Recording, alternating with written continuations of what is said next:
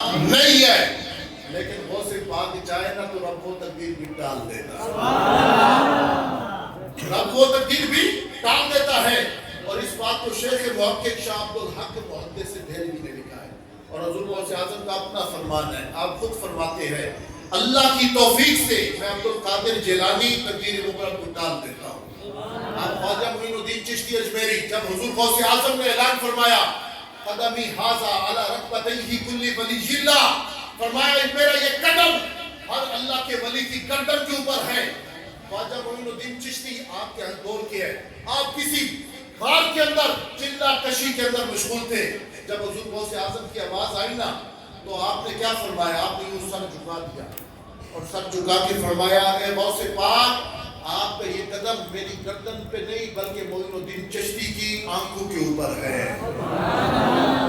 آپ نے جیسے یہ فرمایا حضور غوث اعظم مسکرائے، فرمایا معین الدین تیری محبت قبول ہوئی، فرما برداری کا انعام کیا ہے؟ جا پر صغیر کی تاجوری عبدالقادر جیلانی نے تجھے عطا فرمایا۔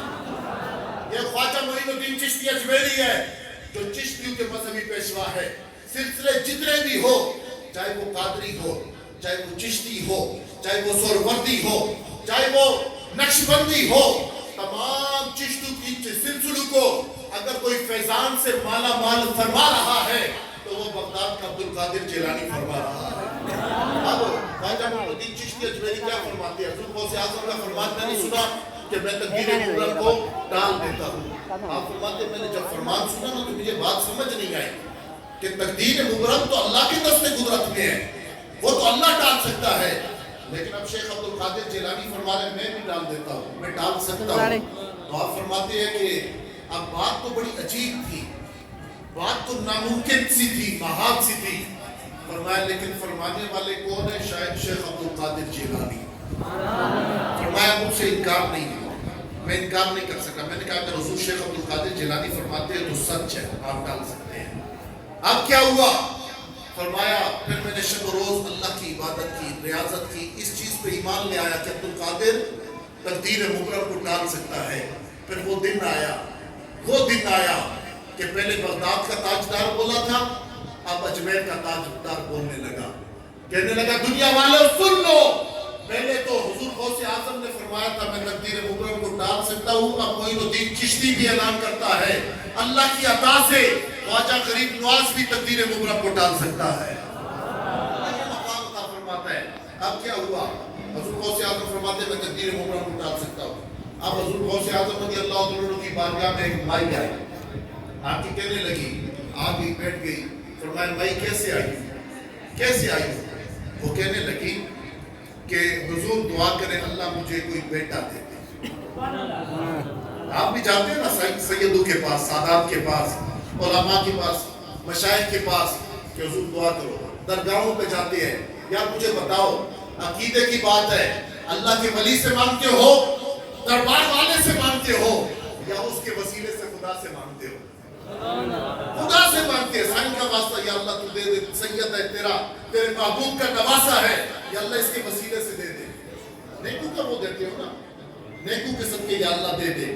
دنیا دار ڈی سی صاحب سے کام پڑ گیا کسی کو، اور تھا بھی بڑا توحید پرست، عقیدے کی بات آپ کو بتا رہا ہوں، تھا بھی سائن بڑا توحید پرست تھا، ڈی سی صاحب سے کام پڑ گیا، کہا ڈی سی صاحب سے کام ہے، کسی بھلے مولانا نثار صاحب سے مشورہ کیا مولوی نے، کہنے لگا یار ڈی سی صاحب سے کام ہے، تو مولانا نثار صاحب نے تجربے کی بنیاد پہ کہا کہ میں آتا جاتا رہتا ہوں، تم ایسے کرو کہ کوئی ڈی سی صاحب کا خاص بندہ ڈھونڈو اور خاص بندے کو جا کے کہو وہ تم کو ڈی سی صاحب کے پاس لے جائے گا، تمہارا کام ہو جائے گا۔ اس نے بولا نہیں، ڈی سی تو اللہ کی مخلوق ہے، میں تو توحیدی ہوں، میں تو اللہ تک ڈائریکٹ پہنچنا چاہتا ہوں، تو یہ تو بندہ ہے، اس کی کیا حیثیت ہے؟ آپ بتائیں جب ڈائریکٹ ڈی سی کے پاس جانے کی کوشش کرے گا تو انعام ملے گا یا جوتیاں پڑیں گی؟ جوتیاں پڑیں گی نا، کہ منہ اٹھا کے تم آ گئے ہو۔ یار ایک دنیاوی حاکم کے پاس نہیں جاتے، منہ اٹھا کے ڈائریکٹ، تو رب حاکم الحاکمین کی بارگاہ میں نیکوں کے سوا کیسے جا سکتے ہو؟ تو رب حاکم الحاکمین ہے۔ میں نے پڑھا ابن تیمیہ کو کسی نے خواب میں دیکھا، یہ بڑا اللہ تک ڈائریکٹ پہنچنا چاہتا تھا، کسی نے خواب میں دیکھا تو وہ اللہ کے عذاب میں مبتلا تھا، بولا کیا ہوا؟ وہ سیدھا اللہ کی بارگاہ میں پہنچنے کے لیے بلا وسیلہ بلا واسطے کے، فرمایا اللہ کی بارگاہ میں سیدھا پہنچنا چاہتا تھا، فرمایا اس کی نحوست سے اللہ نے مجھے جہنم میں گرا دیا۔ تو نیک بندوں کے وسیلے سے جائے، ہم یہ کہتے ہیں بہتر رب ہے، لیکن جب بیچ میں سید یا پیر ہوتا ہے اللہ کی رحمت متوجہ ہو جاتی ہے۔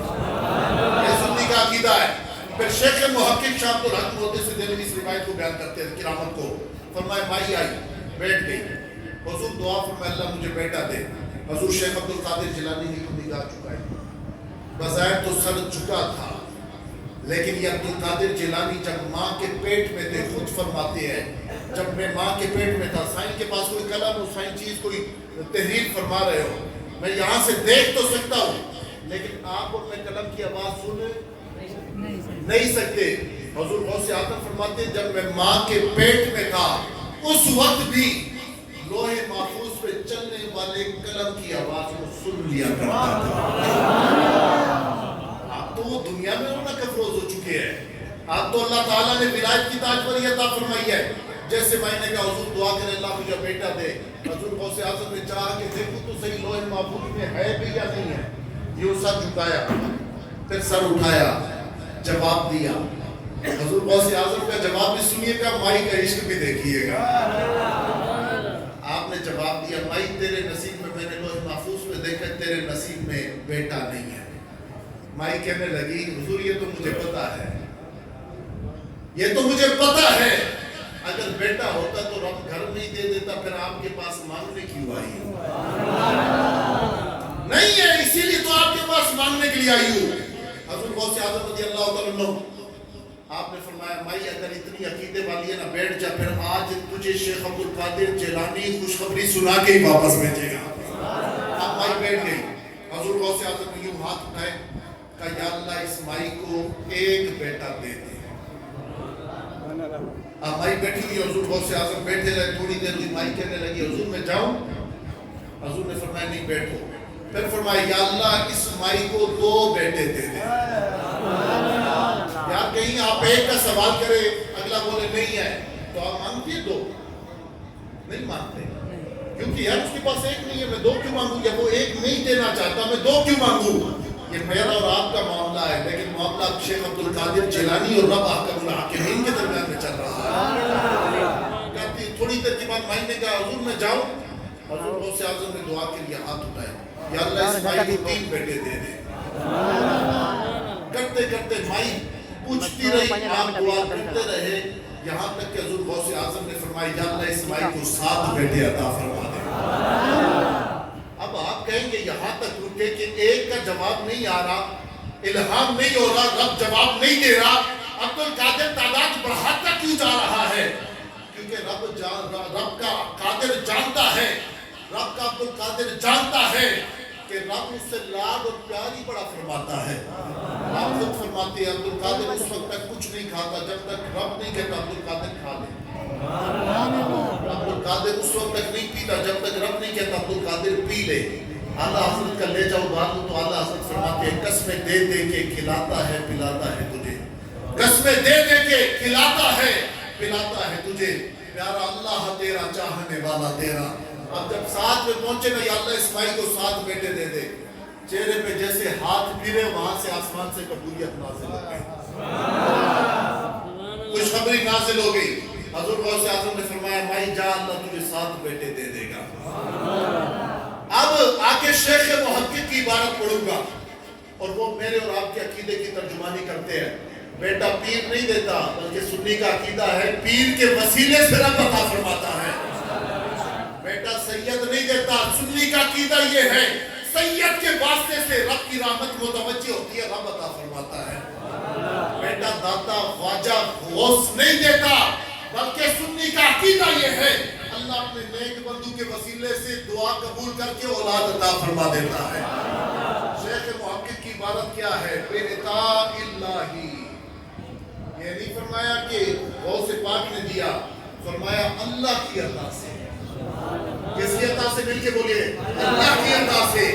بے عطا الہی لہا سبعۃ اولاد ذکورا، فرمایا اللہ کی عطا سے جیسے غوث پاک نے خوشخبری فرمائی تھی، اللہ رب کائنات نے اس مائی کو 7 بیٹے عطا فرما دی۔ یہ حضور غوث اعظم رضی اللہ عنہ ہے کہ اگر چاہے تو رب کی عطا سے تقدیر مقرر کو بھی ٹال دیا کرتے ہیں۔ اور پھر آگے چلیے حضور غوث اعظم رضی اللہ عنہ کی کیا شان ہے، کیا مرتبہ ہے اور ولایت کا کیا مقام ہے کہ یہ حضور غوث اعظم کی تخصیص نہیں ہے۔ اگر مدد کرنے پہ آئے نا تو شاہ نقشبند بخارا بھی مدد کے لیے آ سکتا ہے۔ میں شاہ نقشبند بخارا کو اس لیے بیچ میں لے آیا کہ آپ کی مثال دے کے حضور غوث اعظم پہ جاتا ہوں، اور دوسرا میں خود بھی نقشبندی سلسلے سے تعلق رکھنے والا ہوں۔ شاہ نقشبند بخارا نقشبندیوں کے مذہبی پیشوا ہے، نقشبندی سلسلے کے سرخیل ہے۔ شاہ نقشبند بخارا افغانستان کے صوبہ قندھار اور اس کے دارالحکومت کابل میں تشریف لائے۔ ایک مائی جو ہے نا بادشاہ کے محل سے نکل رہی ہے، آپ کی توجہ ہے، بات سمجھ آ رہی ہے؟ اب ایک مائی جو ہے نا خادمہ نوکرانی بادشاہ کی، وہ بادشاہ کے محل سے نکلتی ہے، وہ دیکھتی ہے آج کابل میں بڑا رش کش ہے، لوگ میلہ لگا ہوئے جمع ہے۔ وہ کسی راگیر سے پوچھتی ہے یہ کیا ہے؟ کہا تجھے پتہ نہیں ہے مائی، تجھے پتہ نہیں ہے؟ شاہ نقشبند بخارا تشریف لائے ہوئے ہیں۔ وہ کہتی ہے اچھا تو یہ لوگ کیوں جمع ہے؟ کہا وہ لوگ اس لیے جمع ہے کہ لوگ برکت حاصل کر رہے ہیں کہ اللہ کا ولی ہے، اور لوگ حضور شاہ نقشبند بخارا کے مرید ہو رہے ہیں۔ مائی پھر پوچھنے لگی یہ مرید ہونے سے کیا ہوتا ہے؟ کہا ان کا عقیدہ ہے پیر دنیا میں بلائیں ٹالتا ہے، قیامت والے دن بارے نیالے کر دے گا۔ اس نے کہا یار بات تو بڑی معقول ہے کہ دنیا میں بھی حاجت روائی اور اللہ کی عطا سے قیامت والے دن بھی سفارش۔ مائی عقیدے والی تھی، مائی میں کہا کرتا ہوں نیک تھی۔ کیا تھی؟ کیونکہ اللہ کی یہ تقسیم ہے، یہ تقدیر کا فیصلہ ہے، جو نیک ہوتا ہے سائیں اللہ اس کو نیکوں کے ساتھ جوڑ دیتا ہے، اور جو بد ہوتا ہے اللہ اسے نیکوں سے دور کر دیتا ہے۔ آپ دیکھ لیں اپنے دائیں بائیں دیکھ لیں، کئی ایسے ہیں جو نیکوں سے دور ہے لیکن وہ اچھے نہیں ہیں، لیکن کئی ایسے ہیں پورے بھی ہے۔ تو غوث پاک فرماتے ہیں میرا مرید پریشان نہ ہو کہ تو ناقص ہے، تو خوش ہو جا کہ تو ناقص ہے، تو کیا ہوا تیرا پیر غوث اعظم کامل اکمل ہے، بخشوا دوں گا تجھے۔ اب مائی نے پوچھا کیا؟ بولا یہ ان کا عقیدہ ہے کہ مرشد دنیا میں بھی مدد کرتا ہے، آخرت میں مدد فرمائے گا۔ اس نے کہا یہ بات ہے تو پھر میں مرید ہو جاتی ہے۔ جب مجمع ہٹا مائی قریب ہوئی، خاتمہ قریب ہوئی بادشاہ کی، کہنے لگی کہ میں نے سنا ہے، میں مرید ہونا چاہتی ہوں لیکن میں نے سنا ہے کہ مرشد جو ہے نا مشکل میں حاجت روائی کرتا ہے، مشکل میں حاجت روائی کرتا ہے اور قیامت میں بھی سفارش کرے گا، یہ سچ ہے؟ شاہ نقشبند بخارا نے فرمایا یہ سچ ہے۔ آپ بخارا آپ کے نام کے ساتھ اس لیے ہے کہ آپ بخارا شہر بخارا سے آپ کا تعلق ہے۔ کہا یہ سچ ہے؟ کہا اگر آپ وعدہ کریں کہ دنیا اور آخرت میں حاجت روائی کریں گے، مدد کریں گے، تو میں آپ کی مرید ہو جاؤں گا۔ آپ نے فرمایا مرید ہو جاؤ، میں مدد کروں گا۔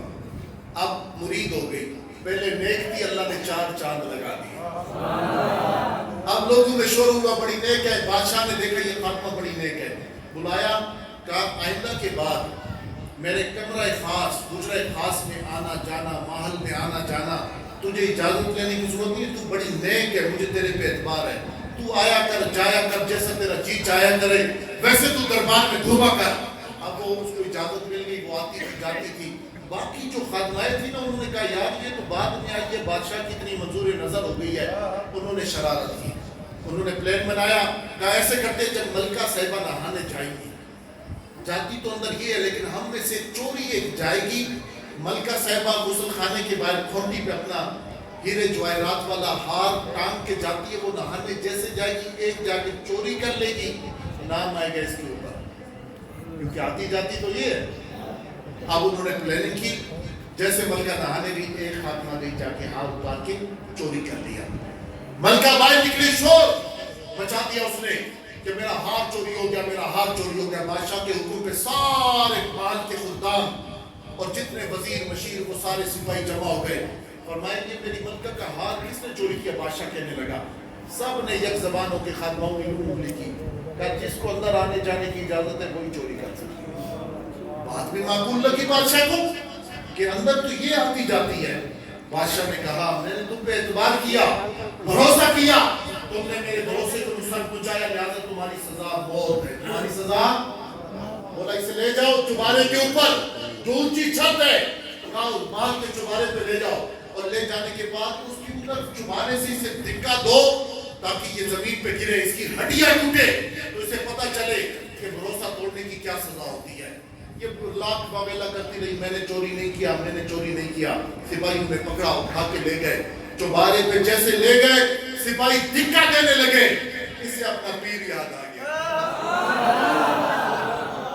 آپ بھی یار مجھے ایک بات بتائیں، عقیدے والے بیٹھے ہیں، کوئی پریشانی آئے تو پیر یاد آتا ہے یا نہیں آتا؟ کوئی کہتے ہیں بھیج دستگیر، کوئی کہتا ہے بھیج کمبر والا، کوئی کیا انداز ہے اپنے مرشد کو پکارنے کا، کوئی کیا انداز ہے، یاد آتا ہے نا۔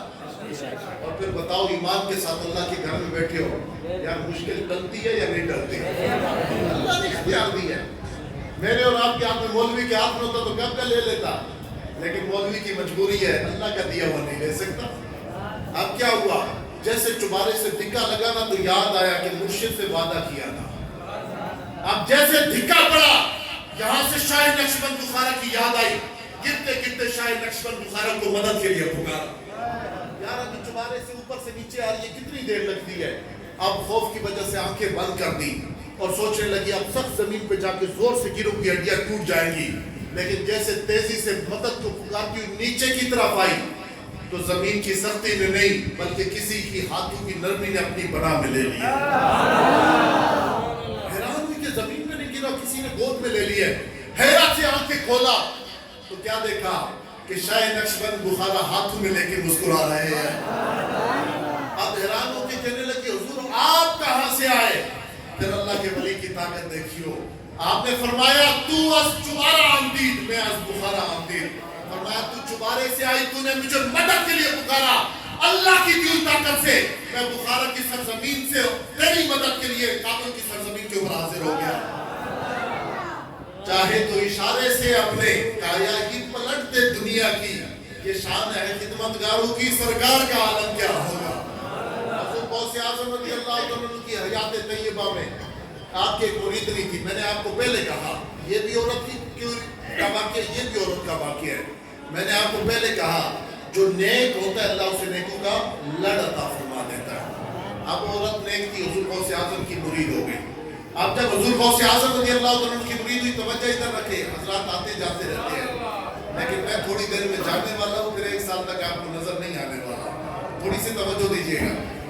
اب حضور غوث اعظم رضی اللہ عنہ کی ایک مریدنی تھی، میں نے کیا کہا نیکوں کو اللہ نیکوں کا ساتھ دیتا ہے، نیک تھی تو غوث کی مریدنی تھی۔ اب کیا تھا، ایک شخص اس کے اوپر عاشق ہو گیا، فاسق اور فاجر بدکار۔ اب وہ عاشق ہو گیا، وہ جہان سے گزرتی نہ اسے کہتا میرے ساتھ زنا کر لو، بدکاری کر لو۔ وہ کیا کہتی اللہ سے ڈر۔ اس دور کے اندر واش روم تو ہوتے نہیں تھے، اٹیچ بار تو تھے نہیں، لوگ قضائے حاجت کے لیے کسی شجر کے پیچھے، درخت کے پیچھے، پتھر کے پیچھے، دیوار کے پیچھے جاتے تھے، قضائے حاجت کرتے تھے، پہاڑ کی اوٹ میں چلے جاتے تھے۔ ایک دن اس خاتون قضائے حاجت کے لیے پہاڑ کی طرف جا رہی تھی، اس بدبخت نے دیکھ لیا۔ اس نے جیسے دیکھا نا اس کی نیت میں فطور آیا، یہ پیچھے پیچھے چلنے لگا، وہ جیسے غار کے اندر گئی یہ بھی غار کے اندر آ گیا، اور اب زور زبردستی کرنے لگا، زور زبردستی کرنے لگا۔ تو اس نے پہلے اللہ سے ڈرایا، ڈر اللہ سے ڈر۔ وہ جب باز نہیں آیا تو کہا باز آ جا، لاوارث نہیں ہوں، باز آ جا لاوارث نہیں ہوں۔ جیسے یہ کہا نا تو اس نے کہا پھر بلا لے جو تیرے وارث ہے، بلا لے جو تیرے وارث ہے۔ وہ نہیں جانتا تھا اس کا وارث وہ ہے جس نے صبح قیامت تک اپنے مریدوں کو خوشخبری سنائی ہے، لو ان کا شفت عورت مریدی بالمشرق وانا بالمغرب لا سترتہو۔ فرمایا قیامت تک اگر کسی میرے مرید کا ستر مشرق میں عیاں ہونے لگے گا اور میں مغرب میں بھی ہوا نا تو مرید کی عزت پہ آنچ نہیں آنے دوں گا۔ یہ تو ابھی ہے، وہ عبدالقادر جیلانی حیات ہے اور بغداد میں موجود ہے، جس بغداد کی پہاڑی میں تو اس کی مریدنی کی عزت لوٹنا چاہ رہا ہے، وہ سے پاک بھلا اپنی مریدنی کی عزت کو کیسے نالال کیا کہتے ہیں پامال ہونے دے گا۔ اب جیسے اس نے کہا نا کہ بلا لے پھر اپنے وارث جو ہے، اب مریدنی نے پکارا الغیاث یا عبدالقادر، الغیاث یا غوث الثقلین، الغیاث یا محی الدین۔ غیاث شیخ عبد القادر الجیلی، اب اس نے اس طرح 4 منادی جملے کہے کہ ایک غوث اعظم میری مدد فرمائیے. آپ نے اس نے جیسے یہ جو جملے کہے، حضور غوث اعظم رضی اللہ عنہ مدرسہ نظامیہ میں وضو فرما رہے تھے، وضو فرما رہے تھے. مریدنی نے مدد کے لیے جیسے طلب کیا، دعا پکارا. اب حضور غوث اعظم نے نا، آپ نے جوتیاں اتاری ہوئی تھی، آپ نے یہ جوتیوں کو اشارہ فرمایا، جوتیوں کو جیسے اشارہ فرمایا، جوتیاں ہوا میں اڑنے لگی، اللہ نے پر لگا دیا. شیخ موقف فرماتے اڑتے اڑتے اڑتے اڑتے وہ جوتیاں گئی، اس بدبخت کے سر کے اوپر پہنچ گئی. وَسَارَ يَضْرِبَانِ عَلَى رَأْسِهِ، فرمایا پھر پہلے دائیں پڑتی تھی پھر بائیں پڑتی تھی، پہلے سیدھی پڑتی تھی پھر الٹی پڑتی تھی. کہا اتنا مارا اس کو حضور غوث اعظم کی جوتیوں نے کہ اس کو وہیں پہ موت کی گھاٹ اتار دیا، وہیں پہ موت کی گھاٹ اتار دیا. یا مجھے ایک بات بتائے، مجھے ایک بات بتائے کہ اگر کسی ماں بیٹی کے ساتھ ایسا کوئی معاملہ ہو جائے، عورتوں کے اندر حیا مردوں کی نسبت زیادہ ہوتا ہے، ہوتا ہے نہیں ہوتا؟ اب اگر کسی ماں بہن بیٹی کے ساتھ ایسا معاملہ ہو رہا ہو، کوئی بدبخت زور زبردستی کر رہا ہو، توجہ کیجیے گا، وہاں پہ اس کا باپ آ جائے، عزت بچ جائے گی، بولے بچ جائے گی نا. اس کا بھائی آ جائے، عزت بچ جائے گی. اس کا چچا زاد آ جائے، عزت بچ جائے گی. مسات آ جائے، مسیر آ جائے، عزت بچ جائے گی نا. لیکن عورت کی فطرت میں کیا ہے؟ حیا. عورت کی فطرت میں کیا ہے؟ حیا. مجھے ایک بات بتائیں، کل کو وہ ماں بہن بیٹی کبھی اپنے باپ کے سامنے شرم کی وجہ سے یوں سر اٹھا سکتی ہے کہ باپ نے آ کے مدد کی تھی؟ کبھی اپنے بھائی کے سامنے سر اٹھا سکے گی کہ مشکل میں جب میری عزت پہ آنچ آ کے اس نے مدد کی تھی؟ وہ ساری زندگی بیچاری شرم سے ہی پکتی رہے گی. تو حضور غوث اعظم مریدنی کا کتنا حیا کر رہے ہیں، خود نہیں گئے بلکہ جوتیوں کو بھیجا ہے، عزت بھی بچ جائے اور مریدنی کو دوبارہ پیر سے شرم بھی محسوس نہ ہو. فرمایا حضور غوث اعظم کی جوتیوں نے مار دیا. شیخ موقف فرماتے ہیں جب جوتیوں نے مار دیا پھر بغداد والوں کو آپ کی کرامت کا پتہ کیسے چلا؟ فرمایا مریدنی کی جوتیاں پہچان لی کہ غوث اعظم کی جوتیاں اٹھائی، توڑتی ہوئی آپ کے آستانے پہ آئی. مریدین نے روکا کہ کہاں؟ کہ حضور غوث اعظم سے ملنے جا رہی ہوں. کہا نہیں وہ مصروف ہے. کہا ان کی ایمان